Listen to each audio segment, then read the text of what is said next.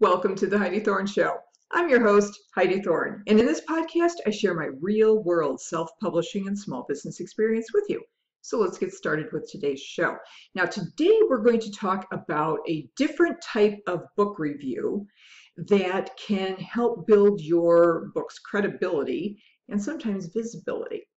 And it's called an editorial review. Now, what is an editorial review? Basically, it's a review of your book, the completed book, and it's done by a professional critic or editor that specializes in your types of books. It might be someone who's an expert in your topic or genre, or it might even be someone close to you, like a family or friend member, which is really interesting because Amazon does not allow reviews from customers, family, and friends in customer reviews. And here's the most fun thing. You could pay to have these reviews done, although not always. You don't always have to pay for them, but in some cases you do. Now, what makes this different from a standard customer review? An editorial review, because it's written by someone who is very familiar with you or your work or the genre or the topic that you talk about, they will be looking at your book from a critical standpoint, and not critical like being, oh, I hate that, I love that. No, none of that. They're going to be looking at it professionally or with some special insight that customers may not usually have. And these people are typically not customers of your work. These are people who professionally review books. Now, I think the easiest way for you to understand how this works, because I'm from Chicago, and we had in our area Gene Siskel and Roger Ebert were very, very popular in our area as movie critics. And so they would have a show on the public stations with talking about how they felt about the various movies that would come to the theaters.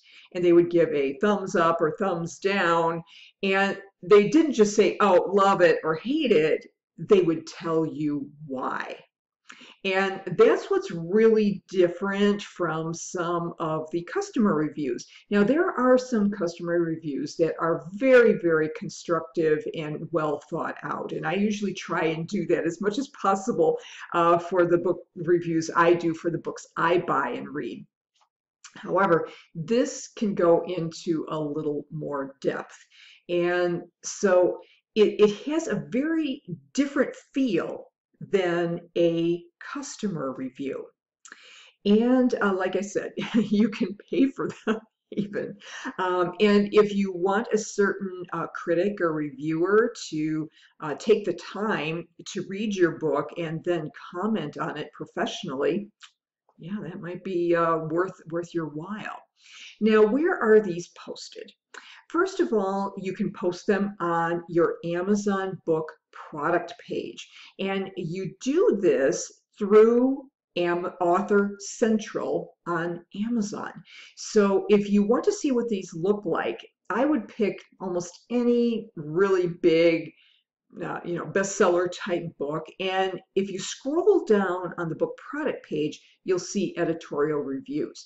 Now, sometimes the publisher or the author will post the entire review, or they might just take segments of it and post those on the book product page.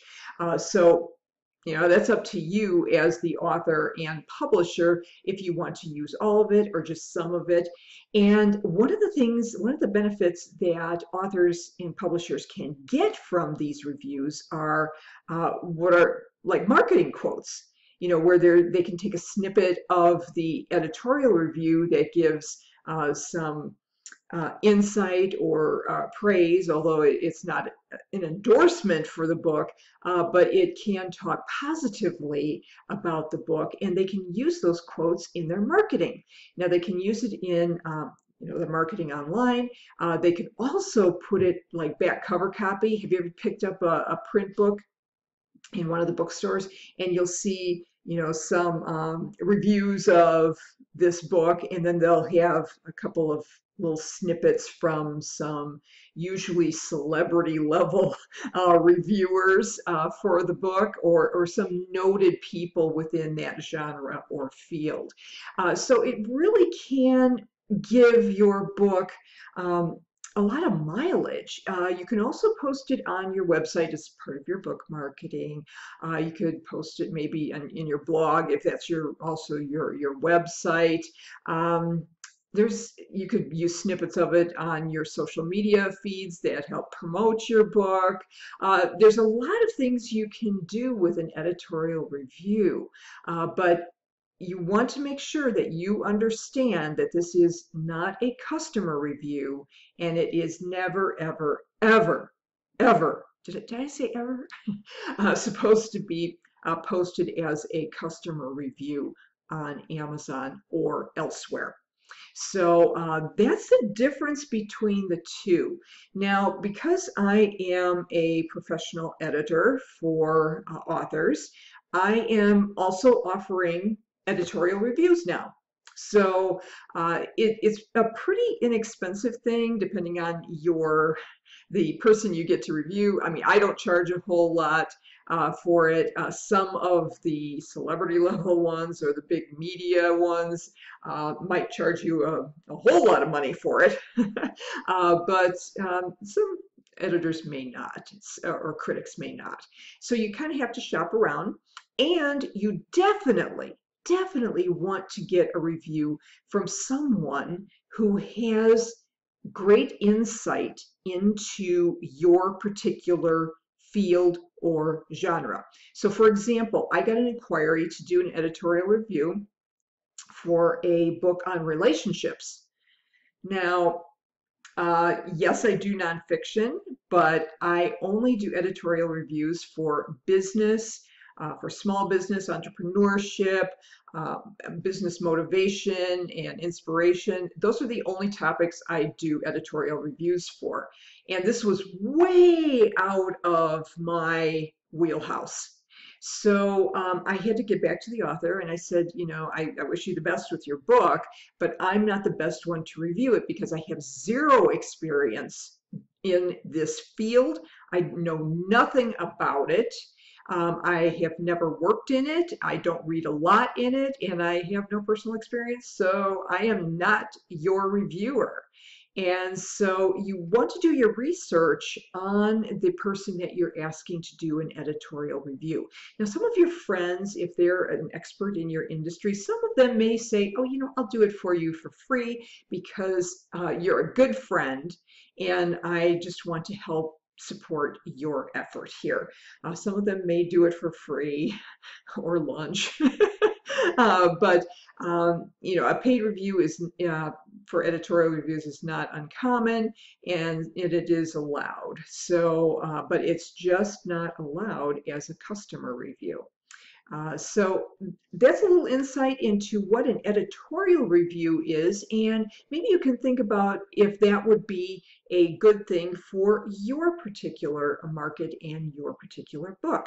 Now, I hope you found this insight helpful, and if you did, I would appreciate it if you would go over to the Apple Podcast app and give the Heidi Thorne Show a nice rating and review. And while you're on the Apple Podcast app, don't forget to subscribe. And if you're not on the Apple universe, no problem. I'm also on Stitcher and Podbean, and I am on your Alexa. You just have to use the AnyPod skill, and you'll find the Heidi Thorne Show there.